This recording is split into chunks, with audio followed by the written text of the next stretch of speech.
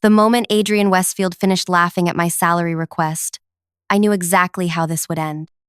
He leaned back in his leather chair, wiping tears from his eyes like I'd just told him the funniest joke he'd heard all year. Women like you should be grateful for any salary. He chuckled, adjusting his expensive watch. Honestly, Lucia, considering your limited contributions here, I think we're being quite generous with what we already pay you.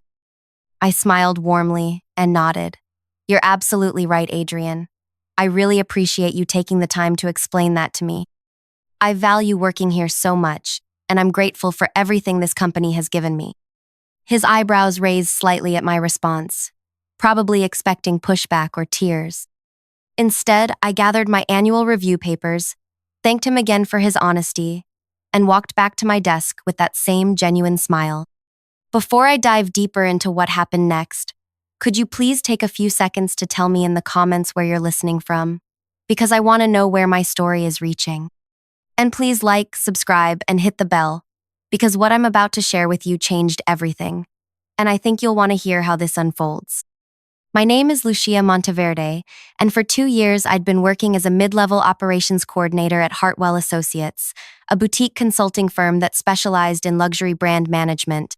We were small but influential, with clients who paid premium rates for our expertise in positioning high-end products and experiences. Adrian had founded the company 8 years earlier after leaving a larger consulting group. He was smart, I'll give him that, and he'd built something impressive. But there was always this underlying arrogance about him, especially toward the women on staff. He had this way of dismissing our ideas in meetings, then presenting nearly identical concepts as his own brilliant insights weeks later. The salary disparity was obvious. I'd done my research, talked quietly with colleagues, compared responsibilities and experience levels. I was earning 32% less than my male counterparts for identical work. So when my annual review came around, I'd prepared thoroughly, documented my contributions, and presented a clear case for adjustment.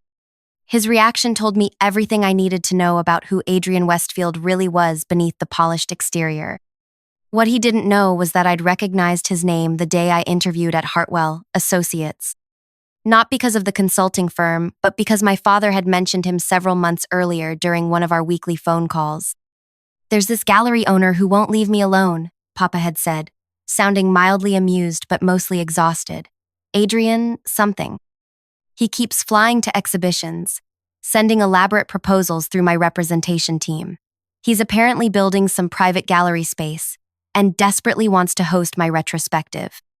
My father, Eduardo Monteverde, is one of the most respected contemporary ceramics artists in the world. His work sits in major museums across 4 continents, and collectors pay enormous sums for pieces from his earlier periods. He's spent 40 years perfecting techniques that blend traditional methods with modern conceptual approaches, creating sculptures that seem to breathe with life. The retrospective Adrian was pursuing represented 18 months of Papa's work, pieces that had never been displayed together, including several that museums had been requesting to borrow for years. For any gallery, particularly a private one trying to establish serious credibility, hosting Eduardo Monteverde's retrospective would be transformative. When I'd walked into Hartwell Associates for my interview and heard Adrian introduce himself, the connection clicked immediately, but I never mentioned it. I was curious to see what kind of person he was when he thought nobody was watching, when there were no personal stakes or family connections to influence his behavior. Over 2 years, I'd observed him carefully. I watched how he treated the receptionist when he thought clients weren't around. I noticed how he spoke to female employees versus male ones. I saw how he took credit for collaborative work and minimized contributions from anyone he considered beneath his status. And through those same 2 years, Papa would occasionally update me on the persistent gallery owner who seemed obsessed with proving his sophistication and cultural knowledge.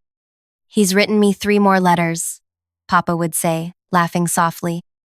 This time he included a 20-page analysis of my 2018 series, trying to demonstrate his deep understanding of my artistic vision. It's actually quite desperate. Adrian had invested his personal fortune into this gallery project. Through office conversations, I'd learned it wasn't just a business venture for him, it was his true passion, the thing he talked about with genuine emotion.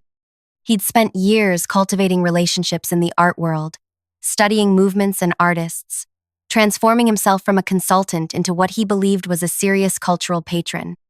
The morning after my salary review, I arrived at the office to find Adrian already there, which was unusual since he typically rolled in around 10.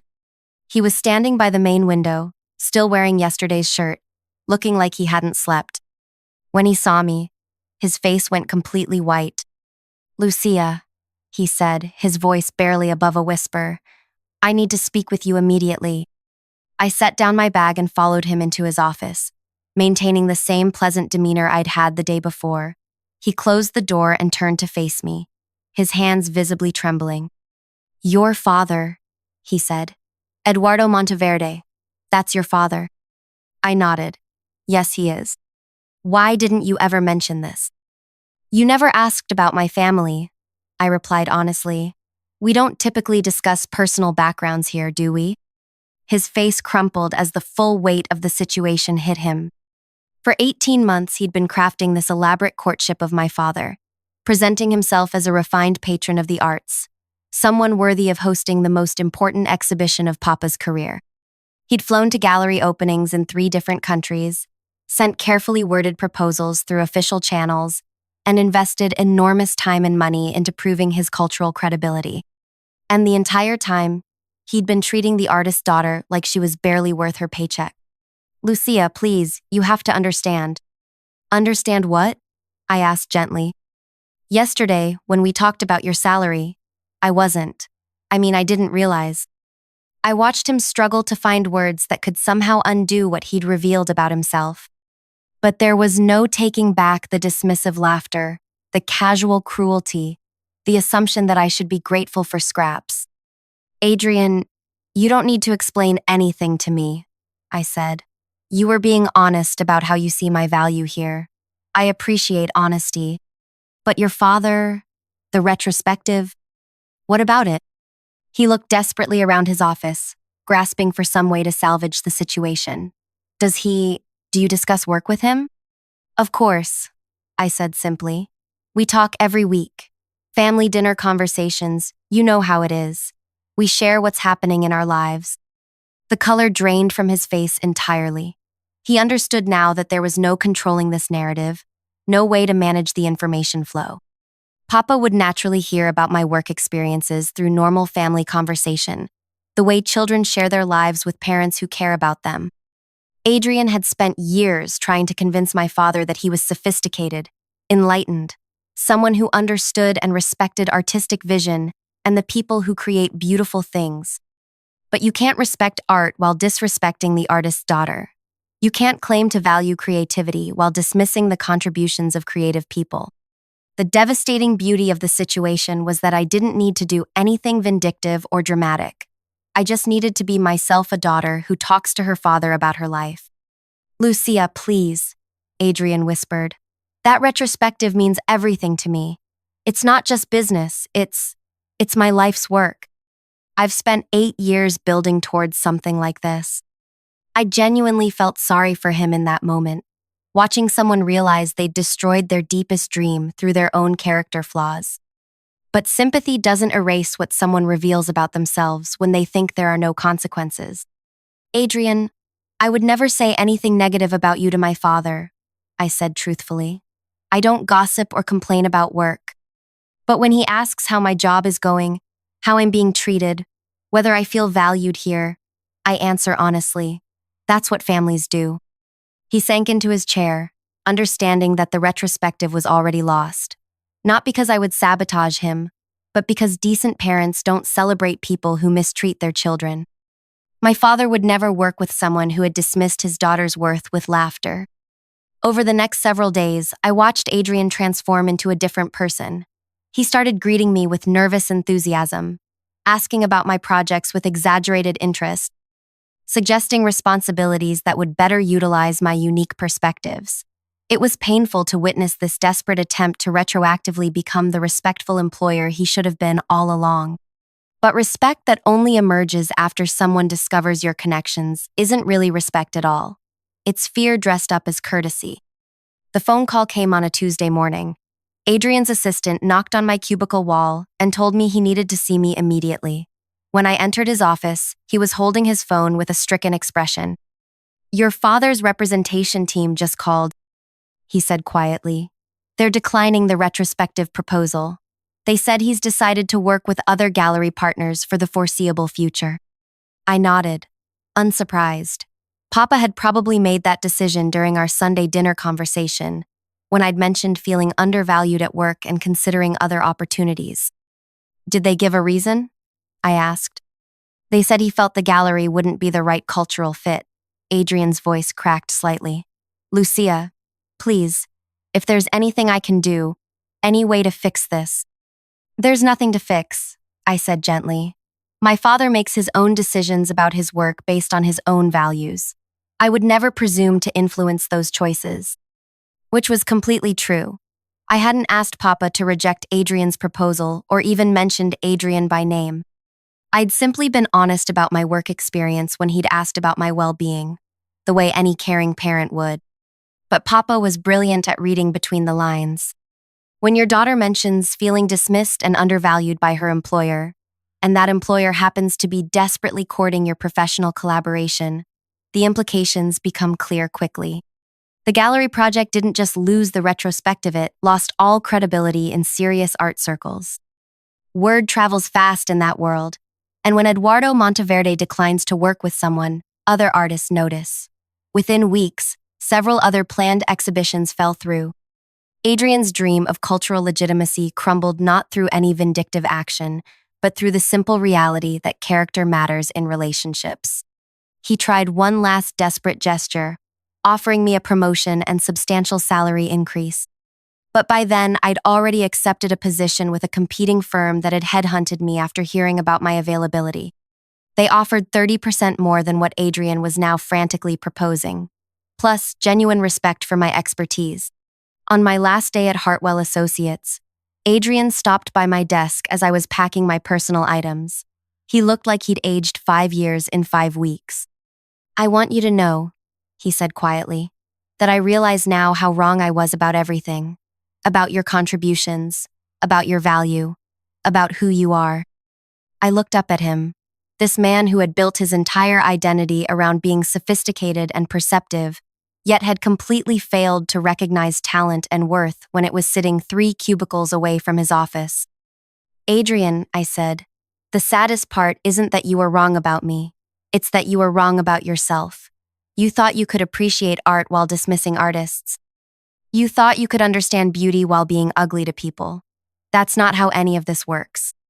His face crumpled as the full weight of what he'd lost, not just professionally, but personally, finally sank in. The gallery space he'd poured his heart and fortune into would never achieve the cultural significance he'd dreamed of. The artistic community he'd tried so hard to join had quietly closed its doors to him. And it all started with a laugh. One moment of casual cruelty that revealed everything about who he really was when he thought nobody important was watching. But someone was always watching. Someone was always listening. And in this case, that someone happened to be the daughter of the artist whose respect he needed most. As I walked out of Hartwell Associates for the final time, I thought about all the women who don't have famous fathers, who can't rely on family connections to deliver justice when they're treated poorly. They have to find other ways to prove their worth, other strategies to demand respect. But sometimes the universe provides its own perfect symmetry. Sometimes the person who dismisses you today turns out to need something from your family tomorrow. Sometimes karma arrives wrapped in the most beautiful irony you could imagine. The revenge wasn't elaborate or dramatic. It was simply the natural consequence of Adrian's own choices, played out through the connections he'd worked so hard to cultivate but had never really understood. Because here's what he never grasped about the art world, about my father's work, about the whole culture he was trying to join. It's built on recognizing value that others might miss, seeing beauty in unexpected places, understanding that worth isn't always obvious or loudly announced. Adrian had spent years studying art movements and memorizing artist biographies, thinking that knowledge would earn him respect. But he'd completely missed the most fundamental principle. If you can't recognize the humanity and value in the people right in front of you, you'll never truly understand what makes art meaningful. The last I heard, he'd closed the gallery space and returned to pure consulting work. Not because the business failed financially, but because his heart was never really in it after losing the retrospective. Without that cultural legitimacy he'd craved, the whole project felt hollow. Meanwhile, my father's work continues to inspire and challenge people around the world, displayed in galleries and museums that understand both the art and the artist behind it. Papa never asked me directly about what happened at Hartwell Associates, but during one of our Sunday calls, he mentioned something that made me smile. "You know me, huh?" he said.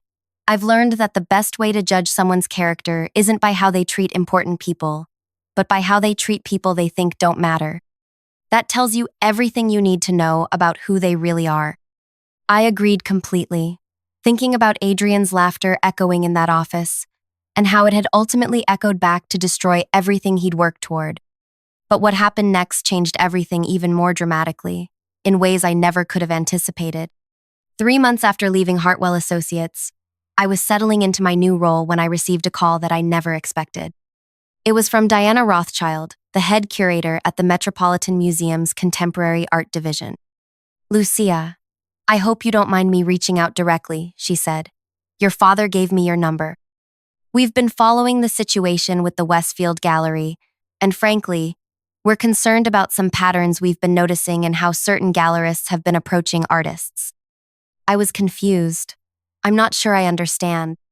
Adrian Westfield has been making some rather desperate moves lately. He's been telling people in our circles that you somehow sabotaged his relationship with your father out of personal spite. He's painting himself as the victim of family politics. My stomach dropped. After everything, Adrian was still trying to control the narrative, still trying to make himself look like the wronged party. "That's not what happened at all," I said. "We know," Diana replied firmly, "because he's not the first gallery owner to approach us with this kind of story. There's been a troubling pattern of gallerists who treat their employees poorly, then claim they were unfairly targeted when artists' families find out about it." She explained that several prominent artists had been sharing similar experiences as gallery owners and dealers who presented polished, cultured facades to the art world while treating their staff, particularly women and younger employees, with dismissiveness and disrespect. "We're organizing a panel discussion at the museum about ethics in arts representation," Diana continued. "We want to address how the art world sometimes enables bad behavior by focusing solely on cultural knowledge while ignoring character. Would you be willing to participate?"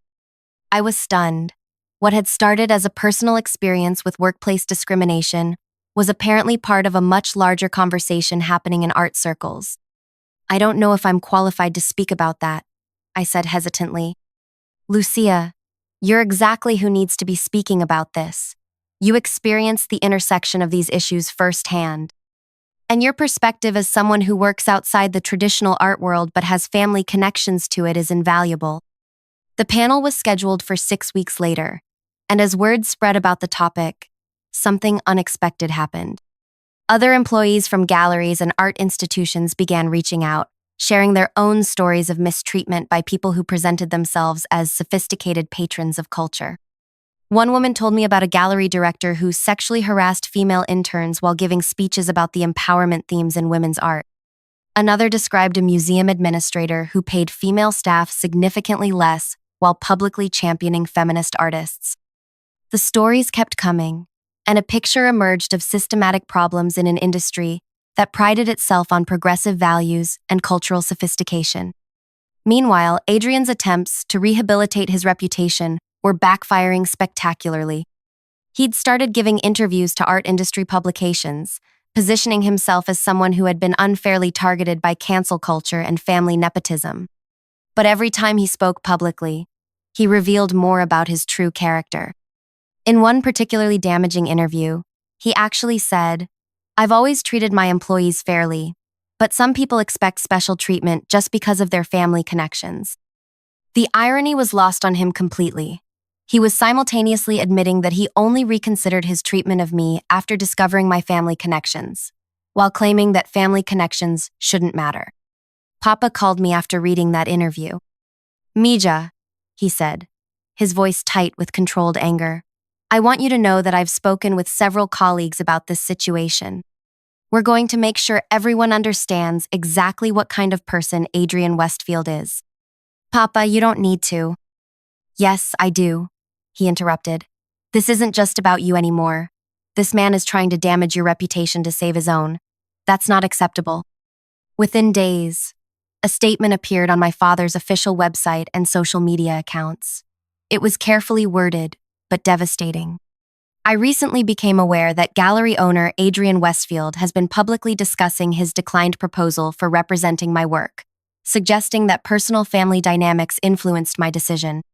I want to clarify that my choice was based solely on Mr. Didnt.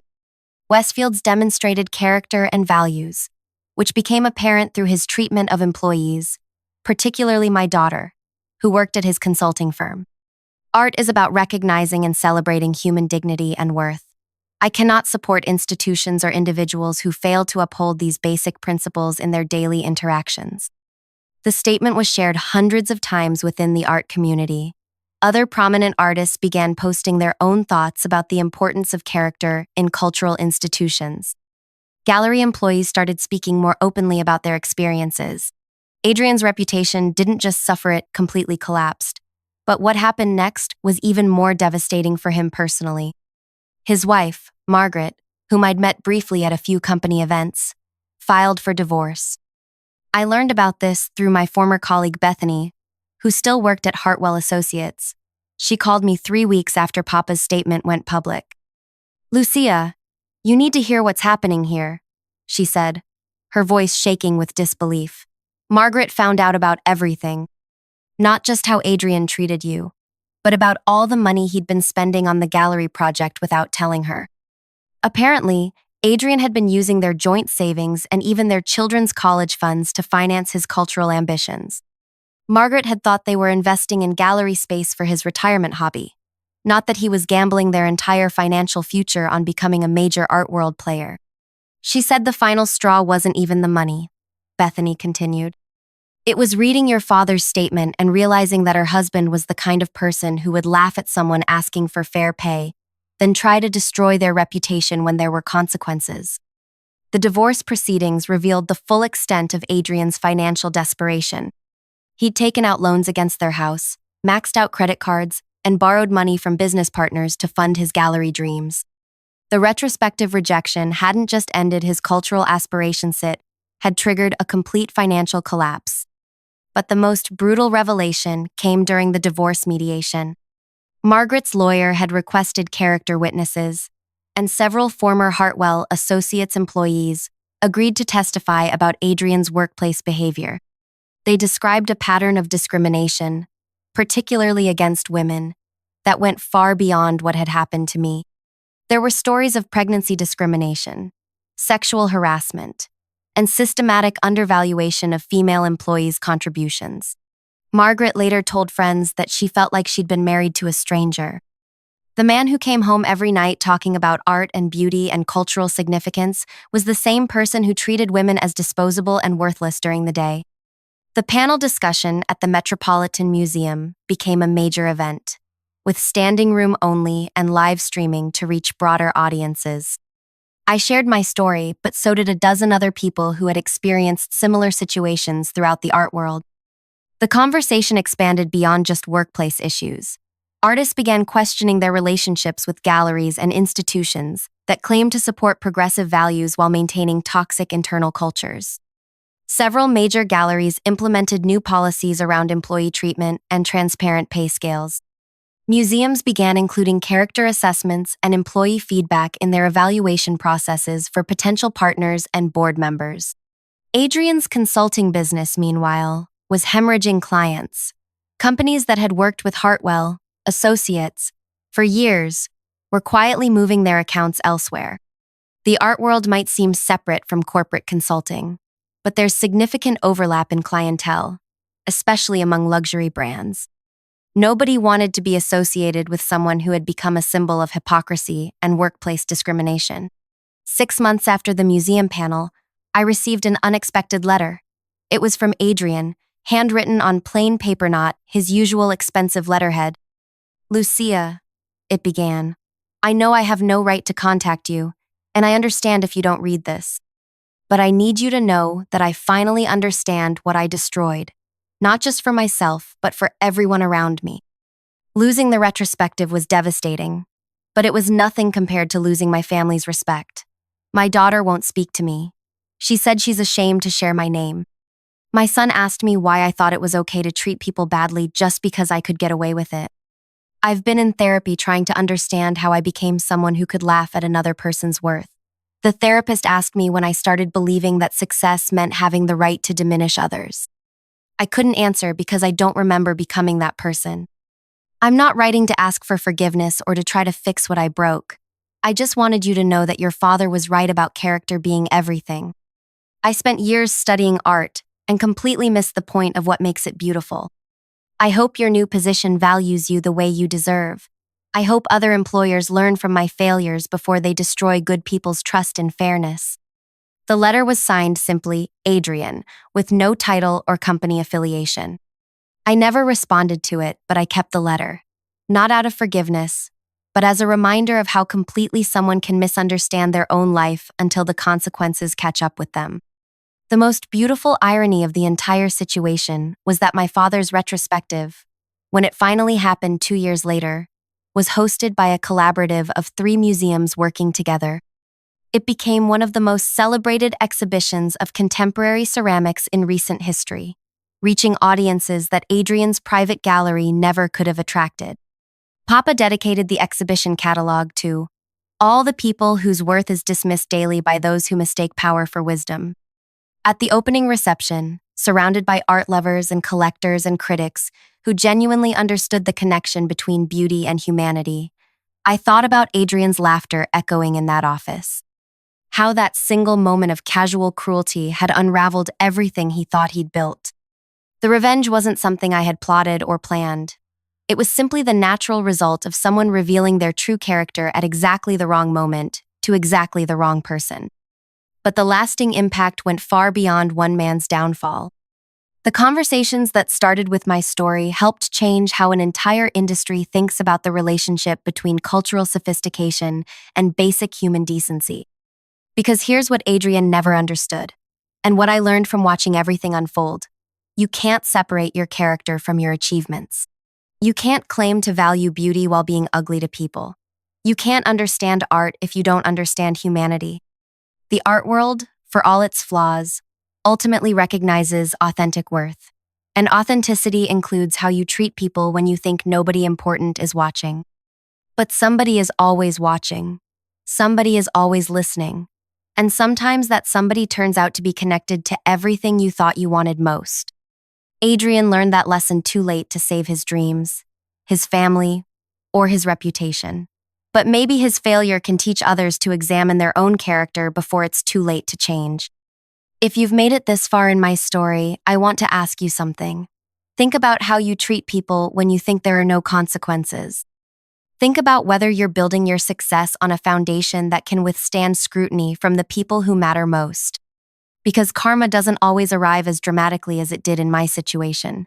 But it always arrives eventually, in ways you never expect, from directions you never considered. Please like this video if my story resonated with you. Subscribe if you want to hear more about standing up for yourself in impossible situations. And tell me in the comments about a time when someone underestimated you. I read every single comment, and I want to know how you handled it when someone dismissed your worth. Sometimes the best revenge is simply being exactly who you are when it matters most.